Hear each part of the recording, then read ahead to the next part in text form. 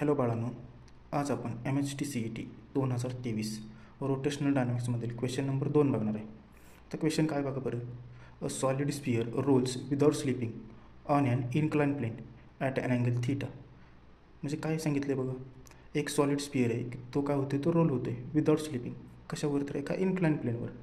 त्याचा अँगल किती आहे, तर थीटा आहे. तर पुढे काय म्हटलं बघा बरं. The ratio of total kinetic energy to its rotational kinetic energy is.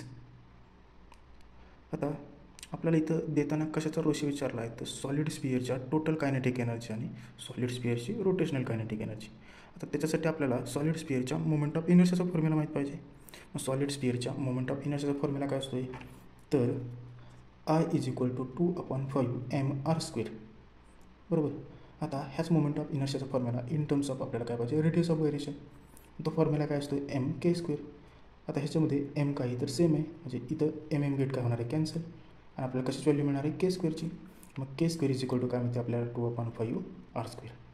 आता आपल्या त्यांनी रेशोवरचं विचारताना कसं विचारलं बघा बरं, total kinetic energy to its rotational kinetic energy. म्हणजे आपल्याला ह्या दोन्हीचे पण फॉर्म्युले माहीत पाहिजेत. आता इथं कायनेटिक एनर्जी रोटेशनलचा फॉर्म्युला काय आहे, ½ mv² × k²/r². आणि कायनेटिक एनर्जी टोटलचा फॉर्म्युला काय आहे, ½ mv² ब्रॅकेट 1 + k²/r². तिथं रेशो कसं विचारला आहे, kinetic energy total to its kinetic energy rotational. Kinetic energy टोटलचा फॉर्म्युला काय आहे, 1/2 mv² ब्रॅकेट 1 + k²/r². आणि कायनेटिक एनर्जी रोटेशनलचा फॉर्म्युला काय आहे, ½ mv² k²/r². ह्याच्यामध्ये हाफ mv² काय होणार आहे, कॅन्सल. आणि ह्याच्यामध्ये शिल्लक काय राहणार आहे, मग 1 + k²/r² डिवायडेड बाय k²/r². बरोबर. इथे शिल्लक काय राहिलं, 1 + k²/r² डिवायडेड बाय k²/r². पण इथे k² व्हॅल्यू माहिती आहे आपल्याला, k² = काय, 2/5 r². आता ही जर व्हॅल्यू k² ठिकाणी पुट केली तर आपलं इक्वेशन इथं काय माहिती आहे बघा बरं, 1 + 2/5 r²/r². मग r² इथं काय झालं, कॅन्सल. डिवायडेड बाय इथे काय बघा, k²/r². k² व्हॅल्यू इथं सुद्धा पुट केली, मी इथे काय येणार, 2/5 k²/r². Sorry r²/r².